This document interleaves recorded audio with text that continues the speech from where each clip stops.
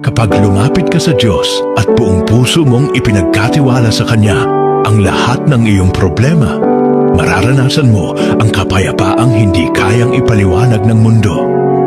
Unti-unti, ang dating mabigat na pasanin ay gumagaan at ang dating magulong isipan ay napapalitan ng katahimikan.